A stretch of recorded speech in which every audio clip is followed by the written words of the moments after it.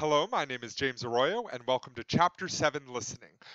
Communication is about talking, but it's also about listening. And listening is a component that we find is something that we are not as good at as we think we are.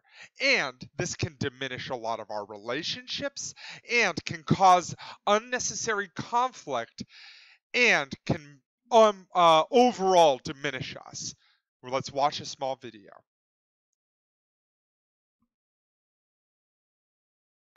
Listen to me.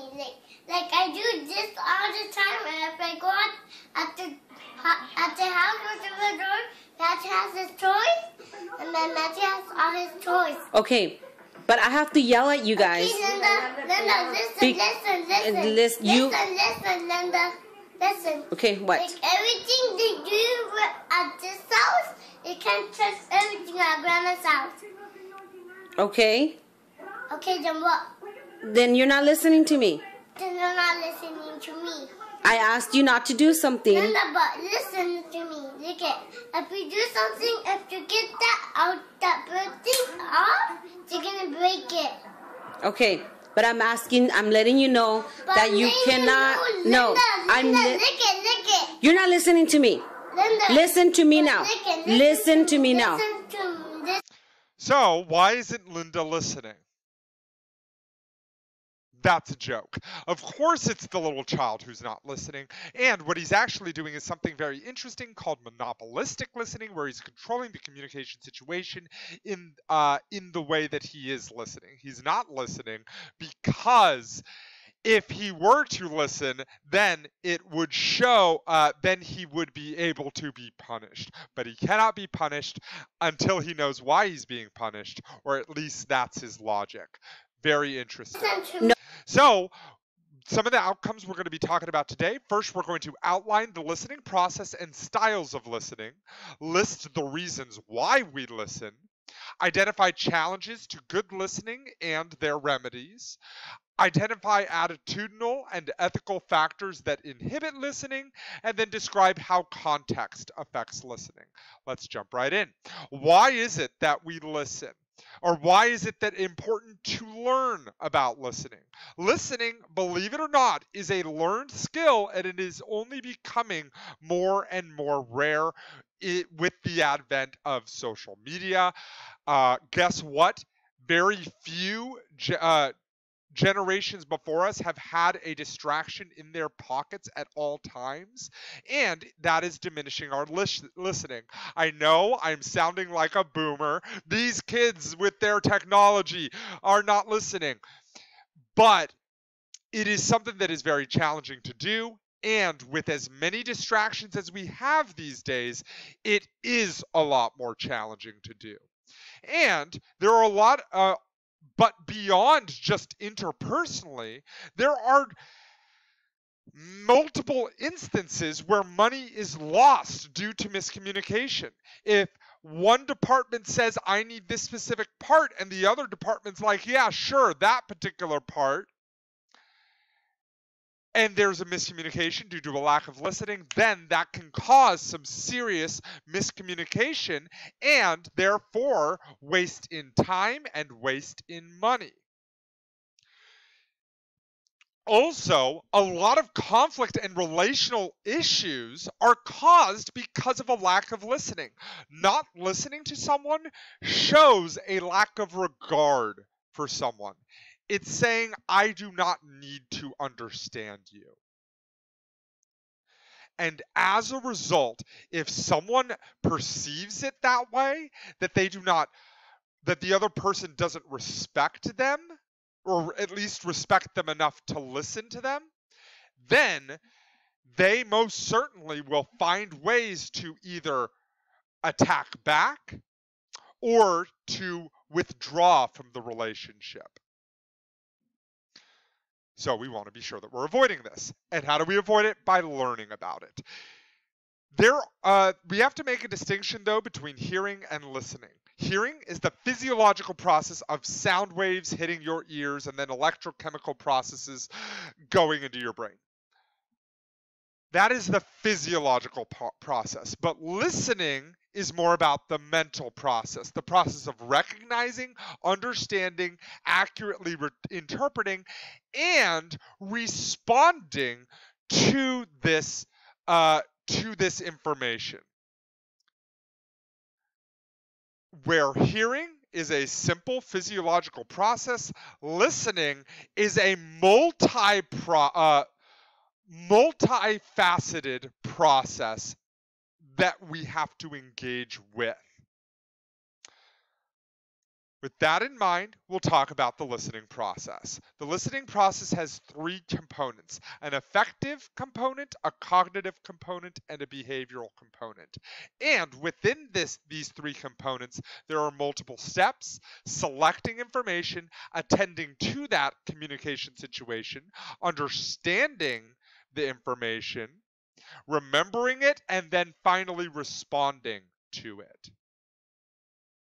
So we start with the affective process. And this part is kind of part of selection, but it's more about the attitude toward listening to a person or message before you even start the communication. Because we listen to certain people differently.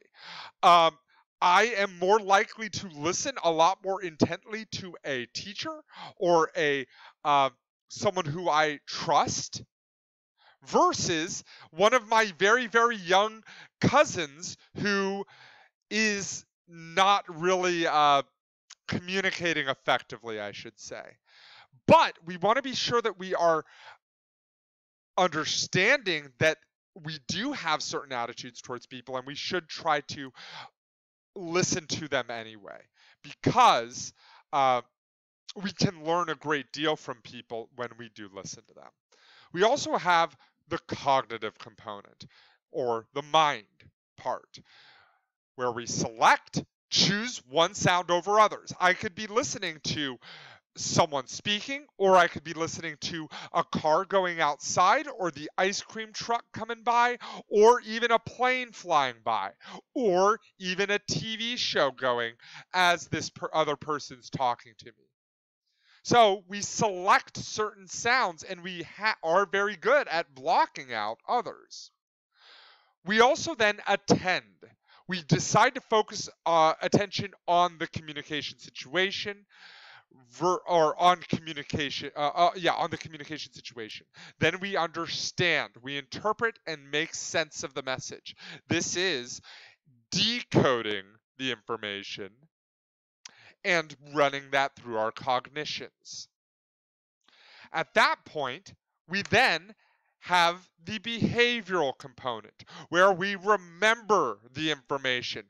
Recall is an important part, because if we are unable to recall the information, then the information is not worth anything for us. And then lastly, responding. And responding is an important part that we usually don't think about within the listening process, but it is vital, because have you ever had a time when you felt like you were not being listened to? How did you feel? How did you respond to that? Usually, I wouldn't feel very good. I'd feel a little bit disrespected, and I may respond from that emotion. When we respond, we are showing regard for the other person. We are showing that we care. We are showing that we can be trusted with their information. So by responding even in very subtle ways, oh, I see.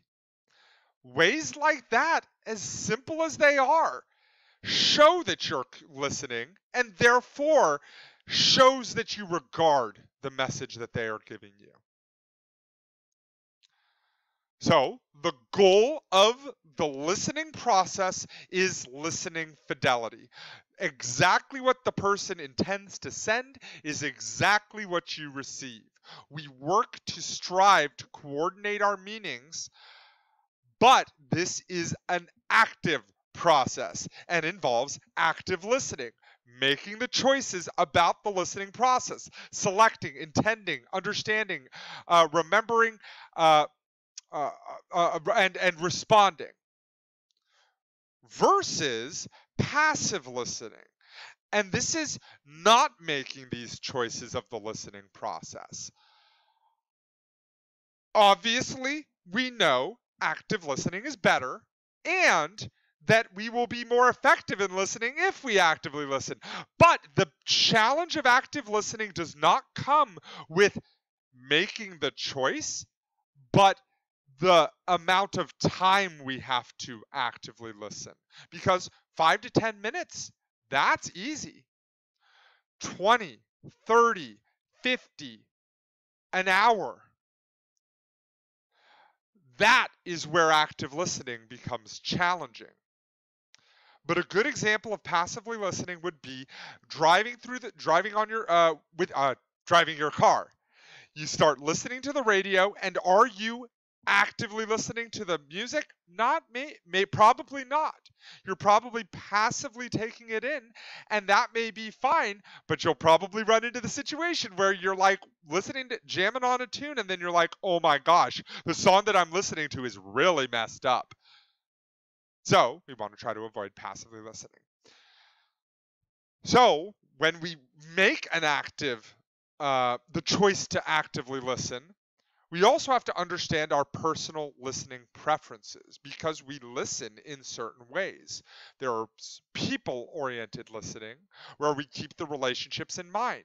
This is good at assessing others' moods and we try to listen without judging the other person.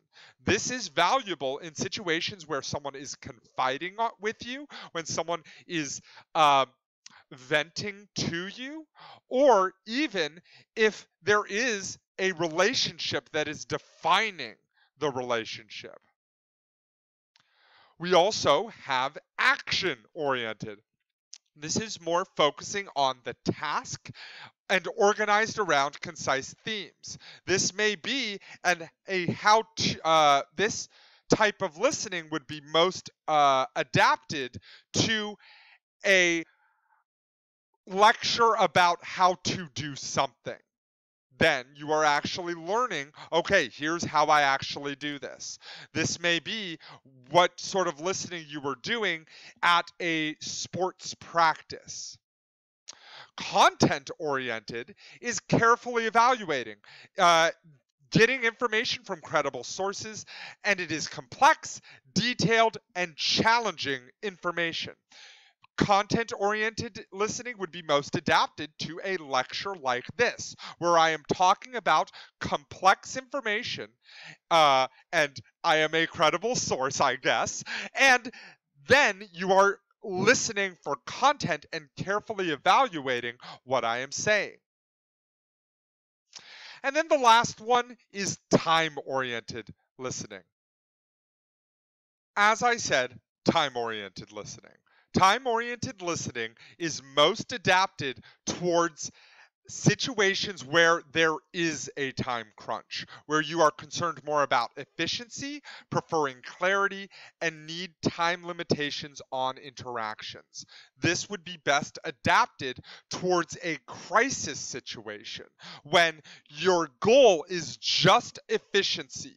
Let's say that there is a fire in a building. At that point, efficiency of communication is most important and therefore is what should be adapted towards. Each of these has specific situations where they are most adapted, but if we use the wrong type of listening situation, then we could harm the relationship in very meaningful ways. For example, if someone is trying to confide in me or to vent to me, and I am more listening from a time-oriented listening preference, then I may say things like, oh yeah, I totally understand. Yeah, I get you. Yeah. Oh yeah, you said that already. Yeah. Okay. That is going to show a lack of regard for the other person. In the same way, content-oriented listening would also be negative because I would then be evaluating and trying to judge what they are saying. Oh, yeah, they broke up with you. Well, why do you think that is? Maybe it's because, were you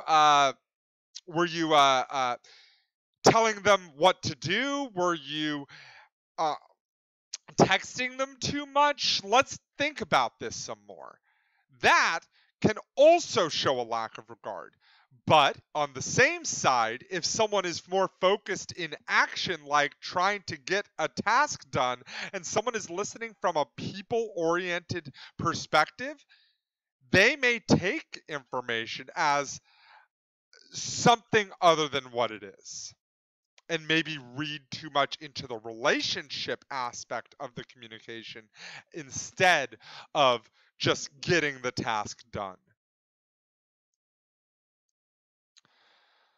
So, most of people are a mix of two or more styles adapting as needed in a given situation. So, we all have the ability to use different listening styles, and we should learn to flex these muscles and try to do different listening styles so that we are able to adapt to more communication situations more effectively.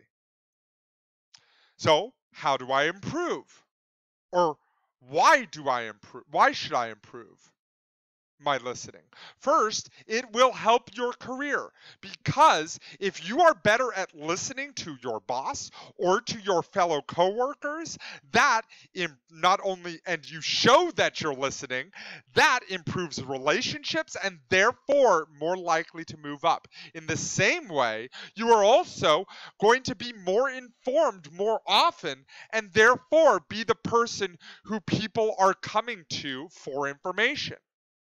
It also saves time and money. If there are less miscommunications, then there will be less need to communicate information again, and there will be less mistakes. It also creates opportunities. If you are listening to people of diverse perspectives, then you are going to learn new ways to achieve the same problems, the problems that you have had before. Also, as I said, strengthens relationships because it shows a concern for the other person and builds trust and helps accomplish your goals. The goals of of building relationships, and also of information, information collection. So, why is it that we listen? We listen for information, understanding a message, and involves questioning techniques. This is like the classroom. One of the big challenges of informational listening in regards to classrooms, or in anything for that matter, is that it involves questioning. And questioning is an inherently vulnerable move for us. It's interpersonally risky, or at least that's our perception. Because if we ask a question, it implies that we do not know, and therefore we need to know an answer. We are uninformed. But this is actually not as true as we think, because guess what? How do we become informed? By asking questions.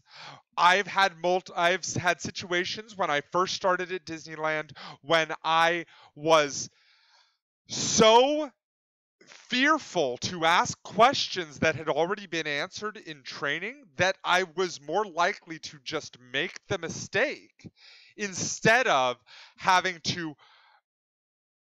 ask the question of a manager or a leader. We also have critical listening.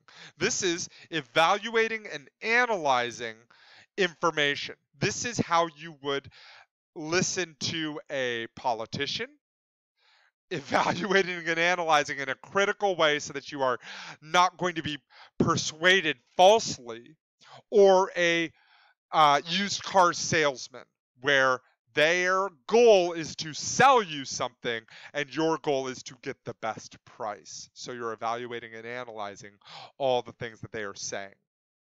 We also have appreciative listening. This is for fun. This is listening to music. This is listening to radio. This is listening to podcasts. This is listening to TV, film. All those things is listening. Funny to note, though, are there things that we listen to that are bad?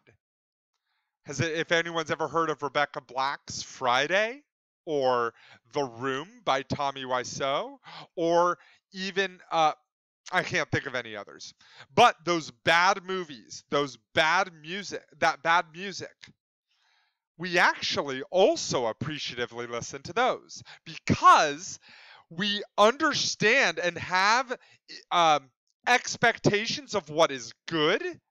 And if there is something that goes past all of those expectations and is 100% bad and everyone can agree on that, then we identify around that information and appreciate how we are drawn together based on that understanding that this is in fact bad.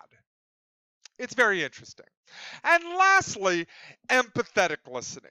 Empathetic listening is to show that you understand what someone else is going through, and empathy is something very different from sympathy. And one way that we show that we are empathetically listening is by paraphrasing what they have said. Let's jump right into this small video.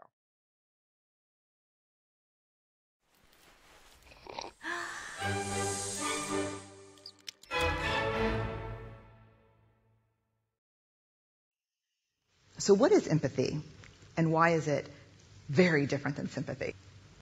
Empathy fuels connection. Sympathy drives disconnection.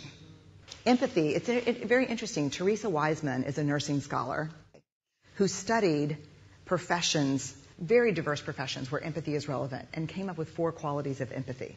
Perspective taking, the ability to take the perspective of another person or recognize their perspective as their truth. Staying out of judgment, not easy when you enjoy it as much as most of us do.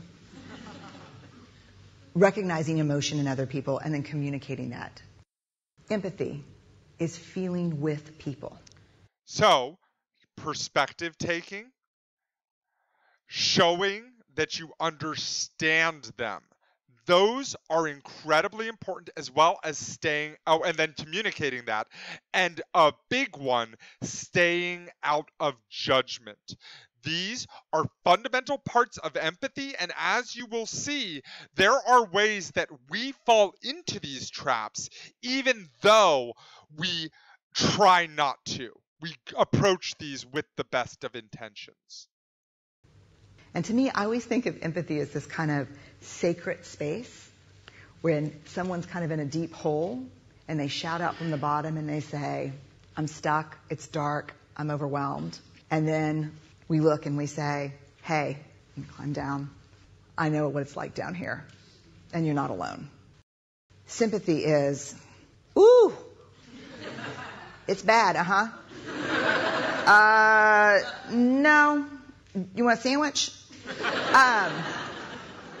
Empathy is a choice, and it's a vulnerable choice, because in order to connect with you, I have to connect with something in myself that knows that feeling. Rarely, if ever, does an empathic response begin with at least. Yeah. And we do it all the time, because you know what? Someone just shared something with us that's incredibly painful, and we're trying to silver lining it. I don't think that's a verb, but I'm using it as one.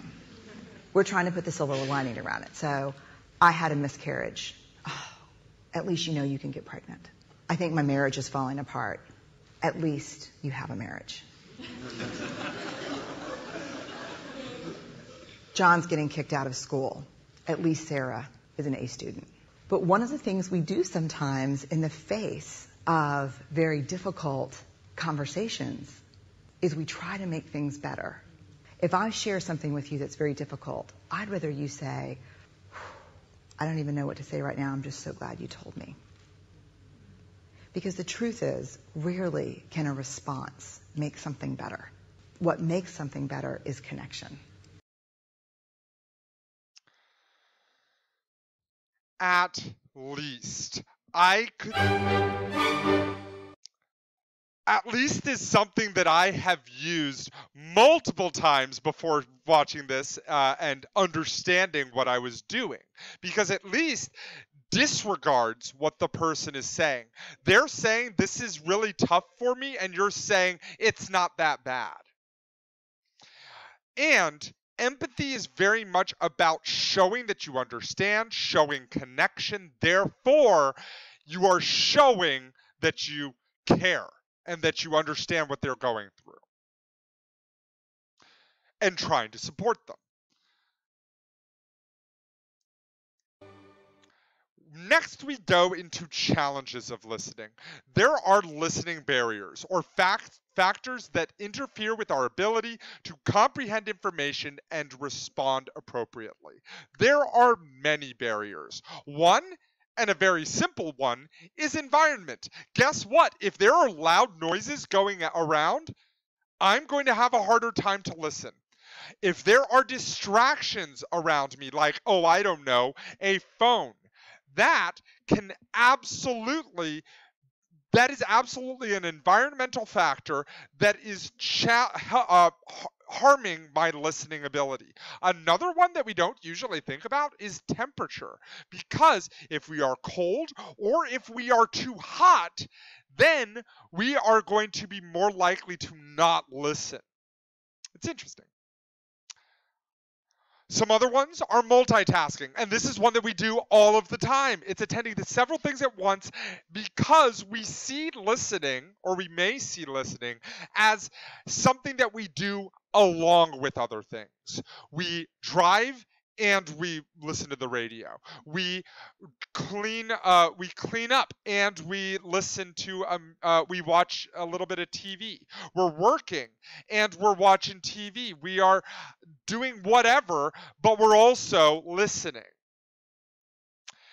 But multitasking is not doing two things at the same time. It is toggling quickly between two different things and diminishes our ability to do both. So we want to be sure that we are using our full attention of listening to improve our active listening skills. Boredom and overexcitement. We can not listen because we are bored. This has probably happened in a few classes, not this class obviously, but in other classes.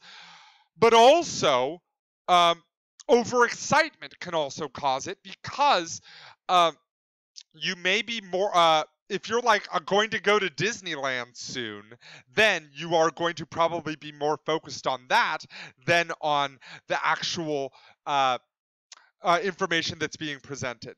Another good example of this is at any activity, like for example, laser tag. When I was little, I would go to laser tag, and maybe when I was a little bit older too, I loved going to laser tag. And they always have the safety demonstration. And I'm like, okay, yeah, okay, because I am so excited to start shooting little children with lasers. And as a result, I am too excited to listen. We also have hearing and processing issues, because there may be physical or medical issues that harm our hearing ability or our processing ability. Hearing ability, being deaf could potentially be a physical challenge. In the same way, blindness could even be a physical challenge, because listening is not just about the ears, it could also be in the eyes as well, because communication is happening not just through sound, but also through gestures. And processing information could potentially be things like ADD or OCD or anything like that. So let's see what sort of listening barrier is shown within this example.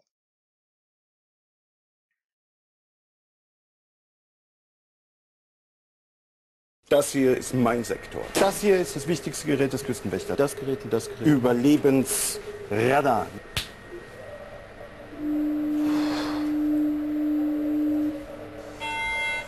Mayday, Mayday. Hello, can you hear us? Can over. We are sinking. We are sinking. Hello? This is the German Coast Guard. We are sinking. We're sinking. What are you thinking about? So, the big challenge here was not physical.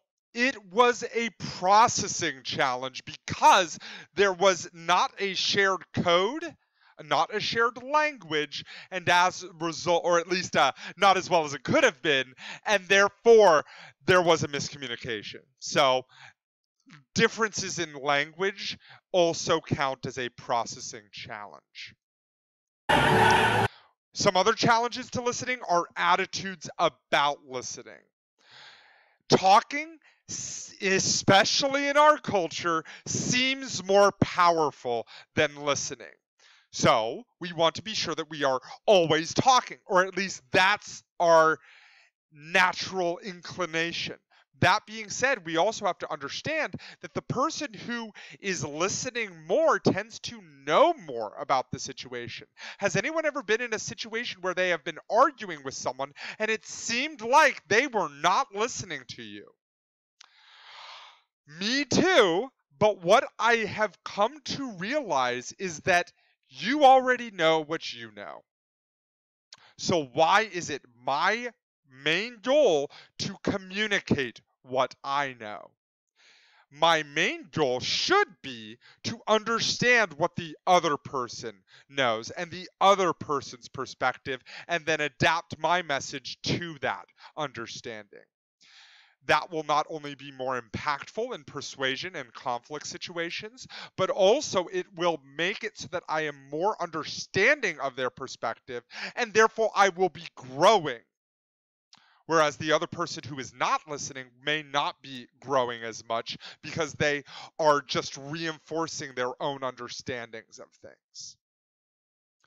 Also, overconfidence or laziness. Overconfidence would be, yes, I already know this. Yes, I already know this. And then it turns out you actually may not know it. Another one is laziness. I mean, you know what? We tend to be lazy from time to time. We all have those moments. So that is another big challenge for listening. Listening apprehension is also a big challenge in listening. If you don't want to hear what the person has to say, that is how a challenge to listening based on attitude. Think of a time that you had to receive feedback. That may be a moment where you have some listening apprehension because you may not want to hear what the person has to say because you may feel like you are doing your job correctly, and anything that they say that runs counter to that would act as an attack on my identity. It would be feedback running against how I see myself, my self-concept, and therefore I would want to try to reject that. We like to maintain some consistency in our self-concept, so we try to avoid some of that information from time to time. Another example could be math or science or that topic that you may not be the most enthused about. In those situations, listening apprehension is absolutely at play because you don't want to hear it because it may be too complex, or your attitude about it may seem too is that it is too complex. Then we jump to defensive listening. Now, there are some ethical choices that we have to be able to make as well in regards to listening. These act kind of as those challenges, but these are more active choices that we make versus the other ones, which are just the ways our psychology affect us. Defensive listening is a big one. Arguing with the speaker, sometimes aggressively, without fully listening to the message. We have all done this. In politics, or conflicts about politics, conflicts about religion, even conflicts about certain things that are very important to you. In these situations, instead of listening, we are arguing before they have finished their thoughts. At that point, you are defensively listening. But again, if we listen fully, we'll understand their argument better and therefore adapt our argument to that understanding better. And we also have selective listening to only parts of the message instead of the full message. This is very much like selective perception, but it's also very much found in children or even dogs. You're like, hey, don't sniff that, don't lick your toes, don't do this, don't do that. We're going on a walk. A walk? Love it. So obviously there's some selective perception in that way, or selective listening in that. But even in children, do this, do that, do your chores, do this. What do you want for dinner? Do you want chocolate? I love chocolate. Yes, I will have some. We also have self-absorbed listening. This is when people listen for their own needs. Monopolistic listening could be controlling a communication situation based on listening. We also have this is reflected in the previous example of the little child who was controlling the communication situation by not listening so that he was unable to be punished until he knew why he was being punished. Also, we have attacking, negatively responding to someone else's message automatically. This is not allowing for an understanding of the other person's message, instead just to attack it outright. And ambushing. Ambushing is the one that's a little bit more malicious or interesting, where we strategically use another's weakness against them. So we listen for information, and then once we hear that information, we then reveal that information to other people at strategically embarrassing times. A good example of this monopolistic listening is that child who is looking for candy. They will control a communication situation until they eventually get what they want. Be it candy, be it a video game they want, be it whatever. And we also have pseudo-listening, pretending to listen by mimicking listening cues. While this can be polite, I guess, it also is unethical because you are not actually listening to the person. So, in context, there is situational, relational, cultural, and technological aspects to listening. Situational factors are in a library versus a monster truck rally. There's going to be different listening because it is a different situation. Just like how a classroom is a different situation than just watching TV. That's going to be situationally different, so therefore we have to listen differently to these situations. Also, a situation may lead to listening apprehension. If it's a feedback situation, then I may be less likely to listen. I may have more listening apprehension. If I know that I'm about to be broken up with, then that may lead to some listening apprehension as well. We also have relational context. Preconceived ideas and expectations may affect listening as well. If I have a good relational context with someone, be it a romantic relationship or a academic relationship that I value, I may listen a lot more. Whereas if it's someone who I may not respect as much academically, or maybe someone just walking some random person on a bus talking to me about and disclosing all this information to me, I may not listen as much. Or I may listen differently. I may engage in a time-oriented listening style versus a relational communication, a person-oriented style or a content-oriented style. Culture also affects things, obviously. Listening behaviors and perceptions vary across culture. Listening with our eyes is an American behavior, whereas in Asian communities or cultures, that may not be the case. You may not listen with your eyes. Masculinity and femininity also affect perceptions in regards to listening. Technology, it can be helpful with listening in some ways. Some of the ways, if you are emailing someone, you will not need to remember and recall that information because it's already saved. Whereas that same thing can be hurtful if you are bombarded by information. Therefore, selecting and understanding information may be a more challenging endeavor. That concludes listening. Have a great rest of your day. I will see you next time.